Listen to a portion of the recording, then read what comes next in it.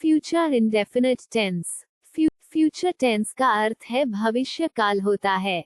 Future indefinite tense को पहचानने के लिए वाक्य के अंत में गा, गे, गी जैसे जाऊंगा, खाऊंगा, नाचेगी या नाचूंगा। इंग्लिश में सब्जेक्ट की संख्या 7 होती है। I, you, we, they, he, she, it. Subject को 2 भागों में बांटा गया है, सिंगुलर और प्लूरल में, लेकिन यहाँ आई और वी के साथ हेल्पिंग वर्ब शैल यूज करेंगे और दे, यू को सिंगुलर सब्जेक्ट के साथ शामिल कर दिया है, जो हैं सिंगुलर सब्जेक्ट हैं ही, शी, इट या किसी का नेम। इन सभी के साथ helping verb W I L L will use करेंगे और सभी सब्जेक्ट के साथ वर्ब की फर्स्ट फॉर्म यूज करेंगे।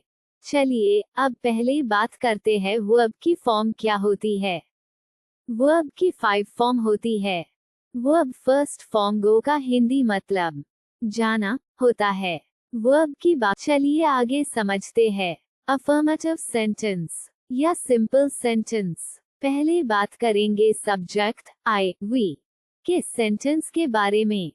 फॉर्मूला है, पहले सब्जेक्ट फिर हेल्पिंग वर्ब शैल और वर्ब के साथ फर्स्ट फॉर्म और अंत में ऑब्जेक्ट।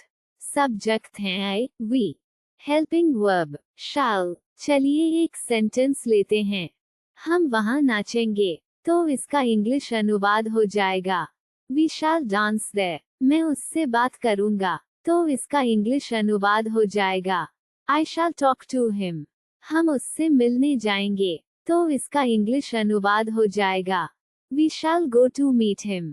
मैं वहां खेलूंगा, तो इसका इंग्लिश अनुवाद हो जाएगा आई शैल प्ले देयर। हम यहाँ पढ़ेंगे, तो इसका इंग्लिश अनुवाद हो जाएगा वी शैल स्टडी हियर। चलिए अब बात करेंगे subject they, you, he, she, it, name के सब्जेक्ट के साथ सेंटेंस।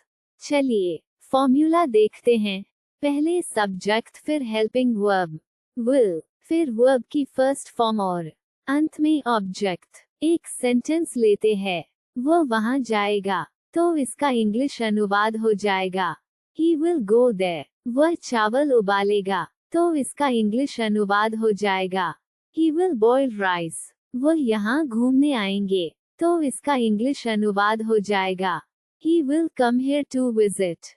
रवि टीवी देखेगा, तो इसका इंग्लिश अनुवाद हो जाएगा रवि विल वॉच टीवी। वे वहाँ घर खरीदेंगे, तो इसका इंग्लिश अनुवाद हो जाएगा they will buy a house home. लड़कियां वहाँ नाचेंगे, तो इसका इंग्लिश अनुवाद हो जाएगा द गर्ल्स डांस देयर। अब हम बात करेंगे ऐसे सेंटेंस जिसमें नहीं आता है, उसे नेगेटिव सेंटेंस बोलते हैं। चलिए इसे ठीक से समझने के लिए आगे बढ़ते हैं। फॉर्मूला है, पहले सब्जेक्ट फिर हेल्पिंग वर्ब शैल और फिर उसके बाद नॉट फिर वर्ब के साथ फर्स्ट फॉर्म और अंत में ऑब्जेक्ट। पहले बात करते हैं आई, वी सब्जेक्ट की। चलिए आगे बढ़ते हैं। सेंटेंस हैं, हम वहां नहीं नाचेंगे, तो इसका इंग्लिश अनुवाद हो जाएगा we shall not dance there. मैं उससे बात नहीं करूंगा, तो इसका इंग्लिश अनुवाद हो जाएगा I shall not talk to him. हम उससे मिलने नहीं जाएंगे, तो इसका इंग्लिश अनुवाद हो जाएगा we shall not go to meet him. मैं वहां नहीं खेलूंगा, तो इसका इंग्लिश अनुवाद हो जाएगा I shall not play there. हम यहाँ नहीं पढ़ेंगे, तो इसका इंग्लिश अनुवाद हो जाएगा we shall not study here. चलिए फॉर्मूला देखते हैं। पहले सब्जेक्ट फिर हेल्पिंग वर्ब विल फिर वर्ब की फर्स्ट फॉर्म और अंत में object. Subject you, they, he, she, it, name. चलिए एक सेंटेंस लेते हैं। वह वहां नहीं जाएगा, तो इसका इंग्लिश अनुवाद हो जाएगा he will not go there. वह चावल नहीं उबालेगा, तो इसका इंग्लिश अनुवाद हो जाएगा he will not boil rice. वह यहाँ घूमने नहीं आएंगे, तो इसका इंग्लिश अनुवाद हो जाएगा he will not come here to visit. Ravi TV नहीं देखेगा, तो इसका इंग्लिश अनुवाद हो जाएगा Ravi will not watch TV. वे वहां घर नहीं खरीदेंगे, तो इसका इंग्लिश अनुवाद हो जाएगा They will not buy a house home. लड़कियां वहां नहीं नाचेंगे, तो इसका इंग्लिश अनुवाद हो जाएगा The girls will not dance there. चलिए आगे बढ़ते हैं।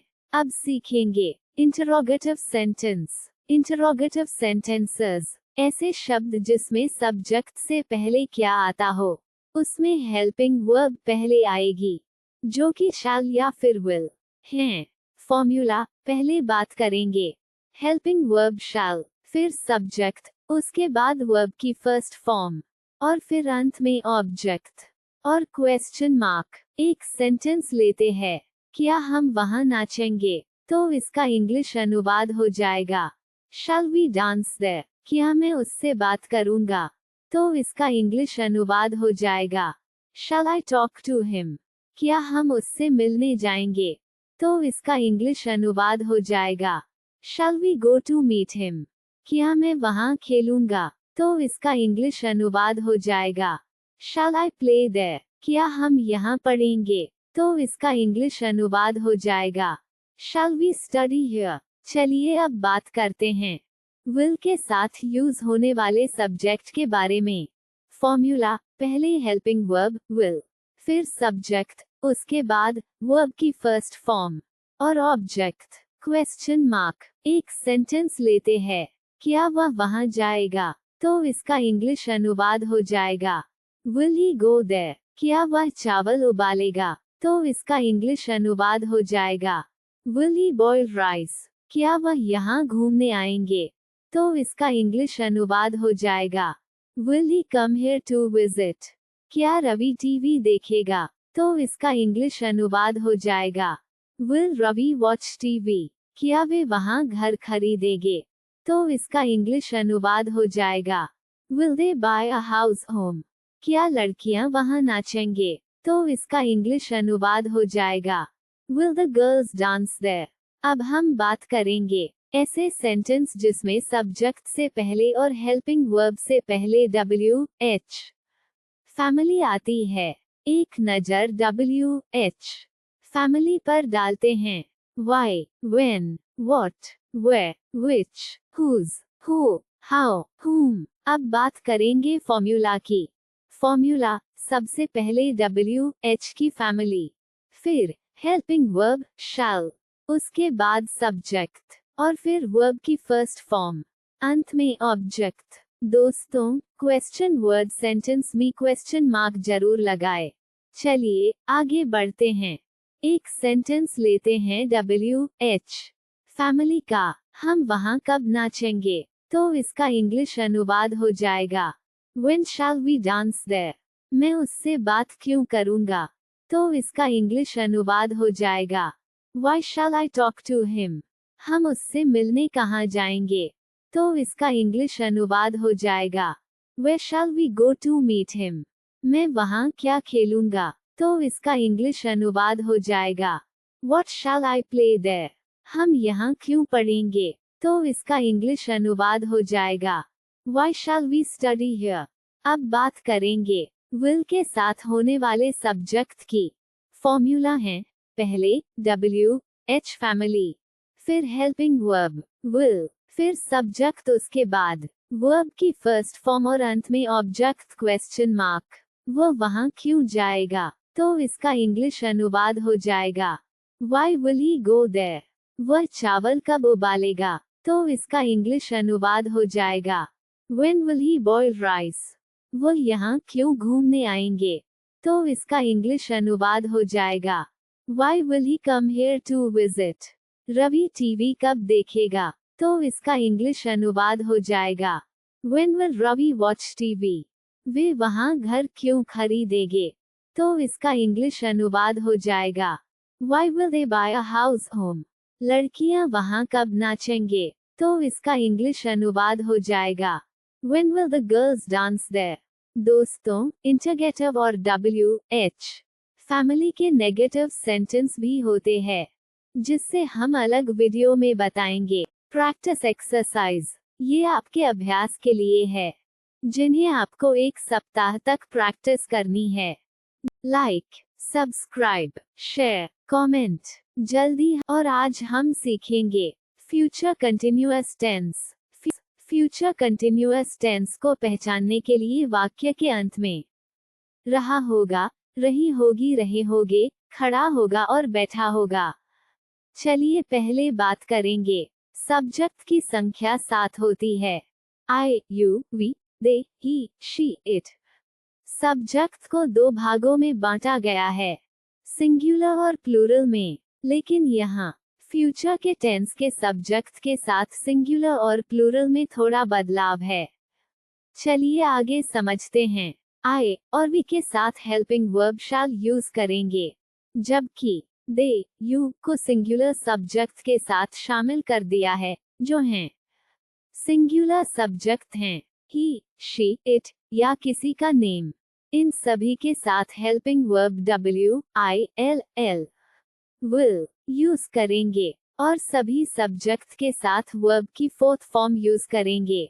दोस्तों, फोर्थ उसे बोलते हैं जब किसी वर्ब की फर्स्ट फॉर्म के साथ I, N, G लग जाता है, तब वो फोर्थ फॉर्म हो जाती है।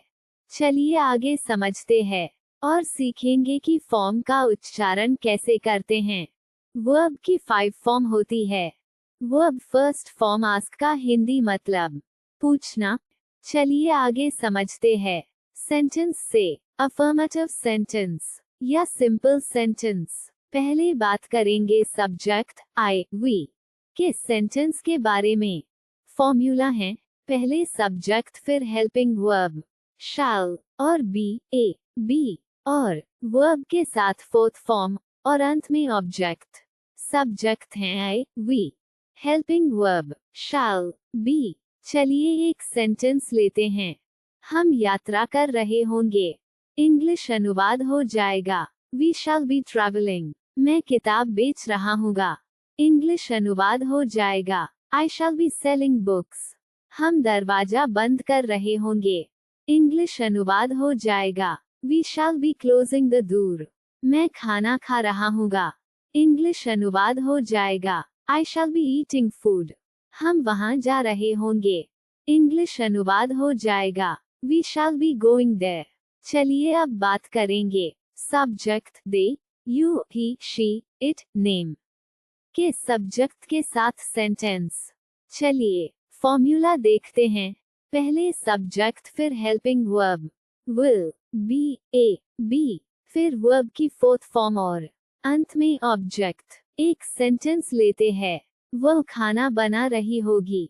इंग्लिश अनुवाद हो जाएगा, she will B cooking food. तुम उनसे बात कर रहे होंगे। इंग्लिश अनुवाद हो जाएगा, you will be talking to them. वह झूठ बोल रही होगी। इंग्लिश अनुवाद हो जाएगा, she will be telling a lie. किसान फसल काट रहे होंगे। इंग्लिश अनुवाद हो जाएगा, the farmers will be reaping the crops. वह कार चला रहे होंगे। इंग्लिश अनुवाद हो जाएगा, he will be driving the car. अब हम बात करेंगे ऐसे सेंटेंस जिसमें नहीं आता है, उसे नेगेटिव सेंटेंस बोलते हैं। चलिए इसे ठीक से समझने के लिए आगे बढ़ते हैं। फॉर्मूला है, पहले सब्जेक्ट फिर हेल्पिंग वर्ब शैल, इसके बाद नॉट, फिर बी, ए, बी और वर्ब के साथ फोर्थ फॉर्म और अंत में ऑब्जेक्ट। पहले बात करते हैं आई, वी सब्जेक्ट की। चलिए आगे बढ़ते हैं। सेंटेंस हैं, हम यात्रा नहीं कर रहे होंगे। इंग्लिश अनुवाद हो जाएगा, we shall not be travelling. मैं किताब बेच नहीं रहा हूँगा। इंग्लिश अनुवाद हो जाएगा, I shall not be selling books. हम दरवाजा बंद नहीं कर रहे होंगे। इंग्लिश अनुवाद हो जाएगा, we shall not be closing the door. मैं खाना नहीं खा रहा हूँगा। इंग्लिश अनुवाद हो जाएगा, I shall not be eating food. हम वहां नहीं जा रहे होंगे। इंग्लिश अनुवाद हो जाएगा, we shall not be going there. चलिए subject you, they, he, she, it, name. चलिए एक सेंटेंस लेते हैं। फॉर्मूला है, पहले सब्जेक्ट फिर हेल्पिंग वर्ब विल, इसके बाद नॉट, फिर बी, ए, बी और वर्ब के साथ फोर्थ फॉर्म और अंत में ऑब्जेक्ट। वह खाना नहीं बना रही होगी। इंग्लिश अनुवाद हो जाएगा, she will not B cooking food. तुम उनसे बात नहीं कर रहे होंगे। इंग्लिश अनुवाद हो जाएगा, you will not be talking to them. वह झूठ नहीं बोल रही होगी। इंग्लिश अनुवाद हो जाएगा, she will not be telling a lie. किसान फसल नहीं काट रहे होंगे। इंग्लिश अनुवाद हो जाएगा, the farmers will not B reaping the crops. वह कार नहीं चला रहे होंगे। इंग्लिश अनुवाद हो जाएगा, he will not B driving the car. चलिए आगे बढ़ते हैं। अब सीखेंगे इंटरोगेटिव सेंटेंस। इंटरोगेटिव सेंटेंसेस ऐसे शब्द जिसमें सब्जेक्ट से पहले क्या आता हो, उसमें हेल्पिंग वर्ब पहले आएगी, जो कि शैल या फिर विल हैं। चलिए अब बात करेंगे शैल के साथ होने वाले सब्जेक्ट के बारे में। फॉर्मूला है, पहले हेल्पिंग वर्ब शैल, फिर सब्जेक्ट, फिर इसके बाद बी और वर्ब के साथ फोर्थ फॉर्म और अंत में ऑब्जेक्ट क्वेश्चन मार्क। एक सेंटेंस लेते हैं, क्या हम यात्रा कर रहे होंगे। इंग्लिश अनुवाद हो जाएगा, शैल वी बी ट्रैवलिंग। क्या मैं किताब बेच रहा हूँगा। इंग्लिश अनुवाद हो जाएगा, शैल आई बी सेलिंग बुक्स। क्या हम दरवाजा बंद कर रहे होंगे। इंग्लिश अनुवाद हो जाएगा, shall we be closing the door. क्या मैं खाना खा रहा हूँगा। इंग्लिश अनुवाद हो जाएगा, शैल आई बी ईटिंग फूड। क्या हम वहां जा रहे होंगे।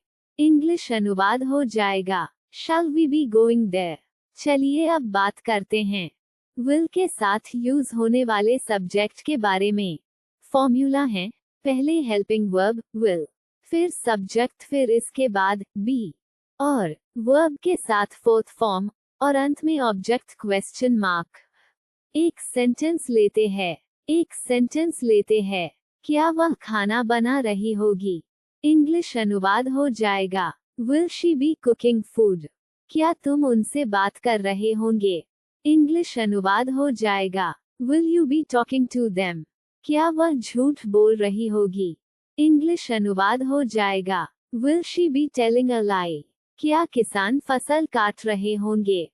इंग्लिश अनुवाद हो जाएगा, will farmers be reaping the crops. क्या वह कार चला रहे होंगे। इंग्लिश अनुवाद हो जाएगा, will he be driving the car. अब हम बात करेंगे ऐसे सेंटेंस जिसमें सब्जेक्ट से पहले और हेल्पिंग वर्ब से पहले WH फैमिली आती है। एक नजर WH family, subject I we के साथ। फॉर्मूला है, पहले WH फैमिली, फिर हेल्पिंग वर्ब शैल, फिर सब्जेक्ट, फिर इसके बाद बी और वर्ब के साथ फोर्थ फॉर्म और अंत में ऑब्जेक्ट क्वेश्चन मार्क। दोस्तों, क्वेश्चन वर्ड सेंटेंस में क्वेश्चन मार्क जरूर लगाए। चलिए आगे बढ़ते हैं। एक सेंटेंस लेते हैं WH फैमिली का, हम यात्रा क्यों कर रहे होंगे। इंग्लिश अनुवाद हो जाएगा, Why shall we be traveling? मैं किताब कहाँ बेच रहा हूँगा। इंग्लिश अनुवाद हो जाएगा, Where shall I be selling books? हम दरवाजा कब बंद कर रहे होंगे। इंग्लिश अनुवाद हो जाएगा, When shall we be closing the door? मैं खाना क्यों खा रहा हूँगा। इंग्लिश अनुवाद हो जाएगा, Why shall I be eating food? हम वहाँ कब जा रहे होंगे। इंग्लिश अनुवाद हो जाएगा, When shall we be going there? अब बात करेंगे will के साथ होने वाले सब्जेक्ट की। फॉर्मूला है, पहले WH फैमिली, फिर हेल्पिंग वर्ब will, फिर सब्जेक्ट, फिर इसके बाद बी और वर्ब के साथ फोर्थ फॉर्म और अंत में ऑब्जेक्ट क्वेश्चन मार्क। एक सेंटेंस लेते हैं, वह खाना क्यों बना रही होगी। Why will she be cooking food? तुम उनसे क्या बात कर रहे होंगे। What will you be talking to them? वह झूठ क्यों बोल रही होगी। Why will she be telling a lie? किसान फसल कब काट रहे होंगे। When will farmers be reaping the crops? वह कार कहाँ चला रहे होंगे। Where will he be driving the car? दोस्तों, इंटरगेटिव और WH फैमिली के नेगेटिव सेंटेंस भी होते हैं, जिससे हम अलग वीडियो में बताएंगे। Practice exercise. दोस्तों, हमारा लक्ष्य है हर घर में।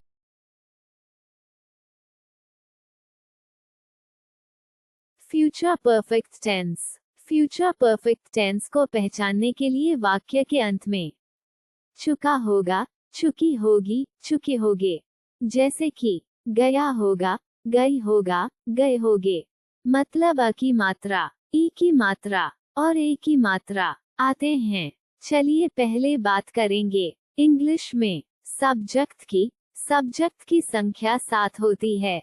आई, you, we, they, he, she, it. Subject को 2 भागों में बांटा गया है, सिंगुलर और प्लूरल में। लेकिन यहाँ फ्यूचर के टेंस के सब्जेक्ट के साथ सिंगुलर और प्लूरल में थोड़ा बदलाव है। चलिए आगे समझते हैं। आई और वी के साथ helping verb shall have use करेंगे, जबकि दे, यू को सिंगुलर सब्जेक्ट के साथ शामिल कर दिया है, जो हैं सिंगुलर सब्जेक्ट हैं ही, शी, इट या किसी का नेम। इन सभी के साथ helping verb will will have use करेंगे और सभी सब्जेक्ट के साथ वर्ब की थर्ड फॉर्म यूज करेंगे। दोस्तों, थर्ड फॉर्म उसे बोलते हैं जब किसी वर्ब की फर्स्ट फॉर्म के साथ ए, डी लग जाता है, तब वो थर्ड फॉर्म हो जाती है। चलिए आगे समझते हैं और सीखेंगे कि फॉर्म का उच्चारण कैसे करते हैं और फॉर्म क्या होती है। वर्ब की 5 फॉर्म होती है। वर्ब फर्स्ट फॉर्म आस्क का हिंदी मतलब पूछना होता है। अफर्मेटिव सेंटेंस या सिंपल सेंटेंस। पहले बात करेंगे सब्जेक्ट आई, वी के सेंटेंस के बारे में। फॉर्मूला है, पहले सब्जेक्ट फिर हेल्पिंग वर्ब शैल और हैव और वर्ब के साथ थर्ड फॉर्म और अंत में ऑब्जेक्ट। सब्जेक्ट हैं I, we, helping verb shall, have. चलिए एक सेंटेंस लेते हैं। हमने स्नान कर लिया होगा। We shall have taken a bath. मैंने अपना स्वास्थ्य सुधार लिया होगा। I shall have improved my health. हम अपना काम खत्म कर चुके होंगे। We shall have finished our work. चलिए अब बात करेंगे subject they, you, he, she, it, name के सब्जेक्ट के साथ सेंटेंस। चलिए फॉर्मूला देखते हैं। पहले सब्जेक्ट फिर हेल्पिंग वर्ब will, have, फिर वर्ब की थर्ड फॉर्म और अंत में ऑब्जेक्ट। एक सेंटेंस लेते हैं। तुम अपनी पुस्तक पढ़ चुके होंगे। You will have studied your book. वो अपनी किताब दोहरा चुका होगा। He will have revised your book. राजा पौधों को पानी दे चुका होगा। राजा will have watered the plants. अब हम बात करेंगे ऐसे सेंटेंस जिसमें नहीं आता है, उसे नेगेटिव सेंटेंस बोलते हैं। चलिए इसे ठीक से समझने के लिए आगे बढ़ते हैं। फॉर्मूला है, पहले सब्जेक्ट फिर हेल्पिंग वर्ब शैल, इसके बाद नॉट, फिर हैव और वर्ब के साथ थर्ड फॉर्म और अंत में ऑब्जेक्ट। पहले बात करते हैं आई, वी सब्जेक्ट की। चलिए आगे बढ़ते हैं।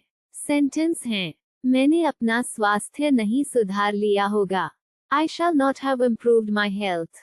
हम अपना काम खत्म नहीं कर चुके होंगे। We shall not have finished our work. हमने स्नान नहीं कर लिया होगा। We shall not have taken a bath. Formula है, पहले सब्जेक्ट फिर हेल्पिंग वर्ब will, इसके बाद नॉट, फिर हैव और वर्ब के साथ थर्ड फॉर्म और अंत में ऑब्जेक्ट। तुम अपनी पुस्तक नहीं पढ़ चुके होंगे। You will not have studied your book. वो अपनी किताब नहीं दोहरा चुका होगा। He will not have revised your book. राजा पौधों को पानी नहीं दे चुका होगा। राजा will not have watered the plants. चलिए आगे बढ़ते हैं। अब सीखेंगे इंटरोगेटिव सेंटेंस। इंटरोगेटिव सेंटेंसेस ऐसे शब्द जिसमें सब्जेक्ट से पहले क्या आता हो, उसमें हेल्पिंग वर्ब पहले आएगी, जो कि शैल या फिर विल हैं। चलिए अब बात करेंगे शैल के साथ होने वाले सब्जेक्ट के बारे में। फॉर्मूला है, पहले हेल्पिंग वर्ब शैल, फिर सब्जेक्ट, फिर इसके बाद हैव और वर्ब के साथ थर्ड फॉर्म और अंत में ऑब्जेक्ट क्वेश्चन मार्क। एक सेंटेंस लेते हैं। क्या मैंने अपना स्वास्थ्य सुधार लिया होगा? Shall I have improved my health? क्या हम अपना काम खत्म कर चुके होंगे? Shall we have finished our work? क्या हमने स्नान कर लिया होगा? Shall we have taken a bath? चलिए अब बात करते हैं will के साथ यूज होने वाले सब्जेक्ट के बारे में। फॉर्मूला है, पहले हेल्पिंग वर्ब will, फिर सब्जेक्ट, फिर इसके बाद have, और वर्ब के साथ थर्ड फॉर्म, और अंत में ऑब्जेक्ट क्वेश्चन मार्क। एक सेंटेंस लेते हैं। क्या तुम अपनी पुस्तक पढ़ चुके होंगे? Will you have studied your book? क्या राजा पौधों को पानी दे चुका होगा? Will Raja have watered the plants? क्या वह अपनी किताब दोहरा चुका होगा? Will he have revised your book? अब हम बात करेंगे ऐसे सेंटेंस जिसमें सब्जेक्ट से पहले और हेल्पिंग वर्ब से पहले WH फैमिली आती है। एक नजर WH फैमिली पर डालते हैं। Why, when, what, where, which, whose, who, how, whom। अब बात करेंगे फॉर्मूला की। सब्जेक्ट I, we के साथ। फॉर्मूला है, पहले WH फैमिली, फिर हेल्पिंग वर्ब shall, फिर सब्जेक्ट, फिर इसके बाद have, और वर्ब के साथ थर्ड फॉर्म, और अंत में ऑब्जेक्ट क्वेश्चन मार्क। दोस्तों, क्वेश्चन वर्ड सेंटेंस में क्वेश्चन मार्क जरूर लगाए। चलिए आगे बढ़ते हैं। मैंने अपना स्वास्थ्य कब सुधार लिया होगा? When shall I have improved my health? क्या हम अपना काम कहाँ खत्म कर चुके होंगे? Where shall we have finished our work? हमने स्नान कब कर लिया होगा? When shall we have taken a bath? अब बात करेंगे will के साथ होने वाले सब्जेक्ट की। सब्जेक्ट है you, they, he, she, it, name। Formula है, पहले WH फैमिली, फिर हेल्पिंग वर्ब will, फिर सब्जेक्ट, इसके बाद have, और वर्ब के साथ थर्ड फॉर्म, और अंत में ऑब्जेक्ट क्वेश्चन मार्क। एक सेंटेंस लेते हैं। तुम अपनी पुस्तक कब पढ़ चुके होंगे? When you have studied your book। राजा पौधों को पानी कहाँ दे चुका होगा? Where Raja have watered the plants। वह अपनी किताब क्यों दोहरा चुका होगा? Why he have revised your book। दोस्तों, इंटरगेटिव और WH फैमिली के नेगेटिव सेंटेंस भी होते हैं, जिससे हम अलग वीडियो में बताएंगे। Practice exercise. दोस्तों, हमारा लक्ष्य है हर घर में शिक्षा की ज्योति जलाना। हमें सपोर्ट करें, लाइक, सब्सक्राइब, शेयर, कमेंट। जल्दी हम future perfect continuous tense. Future perfect continuous tense को पहचानने के लिए वाक्य के अंत में से रहा होगा, से रही होगी, से रहे होगे, से खड़ा होगा और से बैठा होगा। कोई भी काम कोई भी समय से होगा। दोस्तों, कंफ्यूज मत होना, यहाँ फ्यूचर कंटिन्यूअस टेंस की तरह ही होता है, लेकिन उसमें समय नहीं दिया होता है, और इसमें समय की बात होती है। चलिए आगे बढ़ते हैं और समझते हैं। यहाँ समय से का अर्थ सिंस और फॉर प्रयोग से है। यहाँ सिंस का प्रयोग निश्चित अवधि के लिए होता है, और फॉर का प्रयोग अनिश्चित अवधि के लिए होता है। चलिए पहले बात करते हैं सिंस की। दोस्तों, यहाँ से का अर्थ है सिंस, से हैं। दोस्तों, अगर कोई भी सन, जैसे 2000 से, 2001 से, 2002 से आते हैं, तो ये सिंस में आएगा, क्योंकि यहाँ साल एक बार होने पर दोबारा नहीं आएगा। कोई भी एक साल एक ही बार आता है। चलिए हम आगे इसे और अच्छे से समझते हैं। अगर हम समय की बात करें, तो जैसे 2 बजे से या 3 बजे से, एक दिन में 2 बार ही बजते हैं, दिन और रात, जो निश्चित समय है, क्योंकि कोई भी समय एक बार ही आता है जो निश्चित समय है। जन्म की तारीख हो या फिर मृत्यु की तारीख, यहाँ भी एक निश्चित अवधि है। अगर किसी मंथ, जैसे जनवरी, फरवरी, मार्च, अप्रैल, मई, जून, जुलाई, अगस्त इत्यादि की बात करते हैं, तो यह भी एक निश्चित समय है, क्योंकि यह भी साल में एक बार आता है। निश्चित समय जब हमें समय पता है तब सिंस यूज करेंगे। सीधे सीधे अर्थ में बोले तो किसी भी समय को अंदाजे या अनुमान से नहीं बोल के वह अवधि या समय मालूम हो, वहां हम सिंस का यूज करेंगे। दोस्तों, जैसे जैसे आप आगे बढ़ते जाओगे वैसे वैसे आप सीखते जाओगे। चलिए अब हम बात करेंगे FOR फॉर की। फॉर का यूज जब कोई व्यक्ति उस समय को अंदाजे से बताता है तब फॉर का यूज करेंगे। जैसे माना लो 2 सेकंड से, 2 मिनट से, 2 घंटे से, 2 दिन से, कई घंटों से, कई दिनों से, कई सप्ताह से, कई सालों से, कई दशकों से, इत्यादि। मान लीजिए आपसे किसने कहीं जाने के लिए कहा, आपने उसे कहा कि रुको, मैं 2 मिनट में आता हूँ। जो 2 मिनट है वो ज्यादा या कम हो सकते हैं। क्या पता आप उसे के पास पहले चले गए हो या 2 मिनट के बाद। मतलब यह है कि अंदाजे से बोला हुआ समय में फॉर यूज करेंगे, जिसे हम हिंदी में अनिश्चित काल बोलते हैं। चलिए अब पहले बात करेंगे सब्जेक्ट की। चलिए पहले बात करेंगे इंग्लिश में। सब्जेक्ट की संख्या 7 होती है। I, you, we, they, he, she, it। Subject को 2 भागों में बांटा गया है, सिंगुलर और प्लूरल में। लेकिन यहाँ फ्यूचर के टेंस के सब्जेक्ट के साथ सिंगुलर और प्लूरल में थोड़ा बदलाव है। चलिए आगे समझते हैं। I और we के साथ हेल्पिंग वर्ब के साथ shall have been यूज करेंगे, जबकि they, you को सिंगुलर सब्जेक्ट के साथ शामिल कर दिया है, जो हैं सिंगुलर सब्जेक्ट हैं he, she, it या किसी का नेम। इन सभी के साथ helping verb will have been use करेंगे और सभी सब्जेक्ट के साथ वर्ब की फोर्थ फॉर्म यूज करेंगे।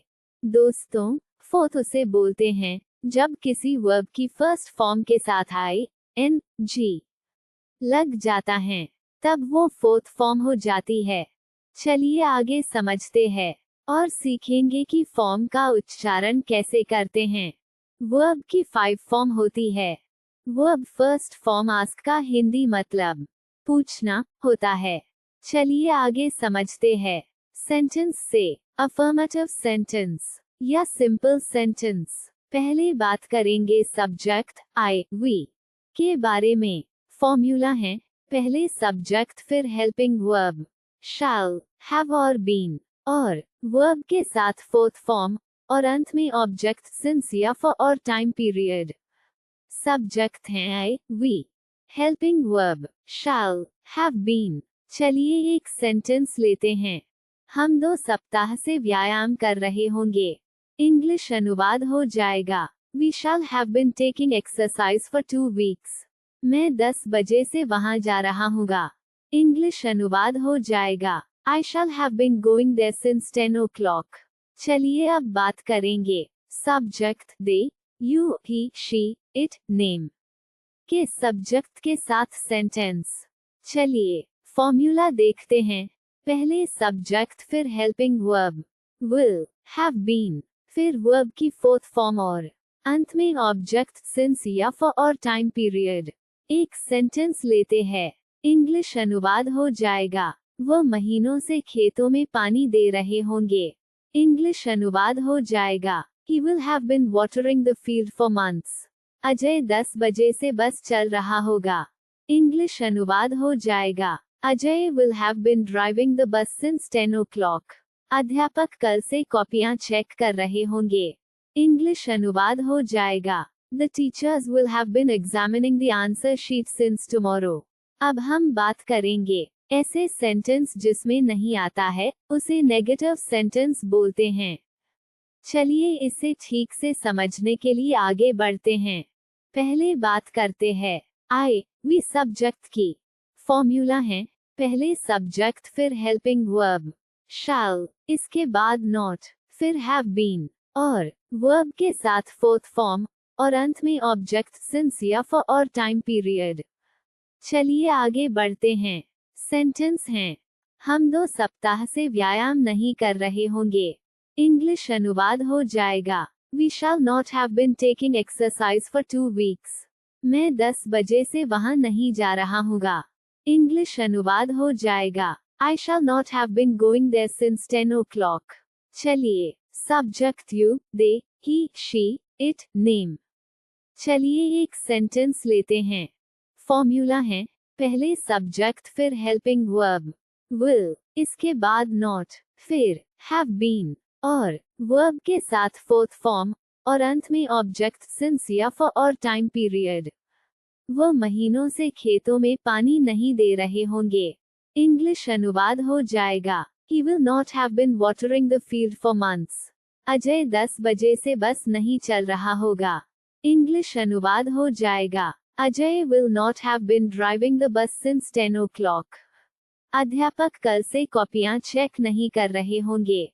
इंग्लिश अनुवाद हो जाएगा. The teachers will not have been examining the answer sheet since tomorrow.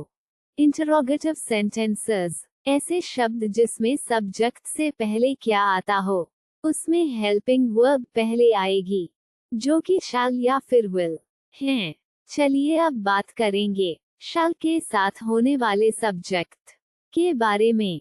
Formula है, पहले हेल्पिंग वर्ब shall, फिर सब्जेक्ट फिर इसके बाद have been और वर्ब के साथ फोर्थ फॉर्म और अंत में ऑब्जेक्ट सिंस या फॉर और टाइम पीरियड क्वेश्चन मार्क. एक सेंटेंस लेते हैं. क्या हम 2 सप्ताह से व्यायाम कर रहे होंगे? इंग्लिश अनुवाद हो जाएगा. Shall we have been taking exercise for 2 weeks? क्या मैं 10 बजे से वहां जा रहा हूँगा? इंग्लिश अनुवाद हो जाएगा. Shall I have been going there since 10 o'clock? चलिए अब बात करते हैं will के साथ यूज होने वाले सब्जेक्ट के बारे में. फॉर्मूला है, पहले हेल्पिंग वर्ब will, फिर सब्जेक्ट फिर इसके बाद have been और वर्ब के साथ फोर्थ फॉर्म और अंत में ऑब्जेक्ट सिंस या फॉर और टाइम पीरियड. Question mark. एक सेंटेंस लेते हैं. क्या वह महीनों से खेतों में पानी दे रहे होंगे? इंग्लिश अनुवाद हो जाएगा. Will he have been watering the field for months? क्या अजय 10 बजे से बस चल रहा होगा? इंग्लिश अनुवाद हो जाएगा. Will Ajay have been driving the bus since 10 o'clock? क्या अध्यापक कल से कॉपियां चेक कर रहे होंगे? इंग्लिश अनुवाद हो जाएगा. Will the teachers have been examining the answer sheet since tomorrow? अब हम बात करेंगे ऐसे सेंटेंस जिसमें सब्जेक्ट से पहले और हेल्पिंग वर्ब से पहले WH फैमिली आती है. सब्जेक्ट I, we के साथ. फॉर्मूला है, पहले WH फैमिली, फिर हेल्पिंग वर्ब shall, फिर सब्जेक्ट फिर इसके बाद have been और वर्ब के साथ फोर्थ फॉर्म और अंत में ऑब्जेक्ट सिंस या फॉर और टाइम पीरियड. Question mark. दोस्तों, क्वेश्चन वर्ड सेंटेंस में क्वेश्चन मार्क जरूर लगाए. चलिए आगे बढ़ते हैं.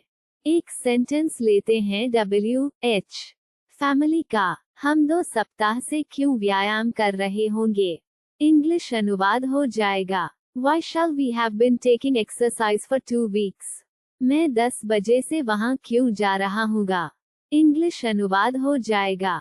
Why shall I have been going there since 10 o'clock? अब बात करेंगे will के साथ होने वाले सब्जेक्ट की. फॉर्मूला है, पहले WH फैमिली, फिर हेल्पिंग वर्ब will, फिर सब्जेक्ट फिर इसके बाद have been और वर्ब के साथ फोर्थ फॉर्म और अंत में ऑब्जेक्ट सिंस या फॉर और टाइम पीरियड क्वेश्चन मार्क. एक सेंटेंस लेते हैं. वह महीनों से खेतों में पानी कहाँ दे रहे होंगे? इंग्लिश अनुवाद हो जाएगा. Will he have been watering the field for months? Ajay 10 बजे से बस क्यों चल रहा होगा? इंग्लिश अनुवाद हो जाएगा. Will Ajay have been driving the bus since 10 o'clock? अध्यापक कल से कॉपियां कब चेक कर रहे होंगे?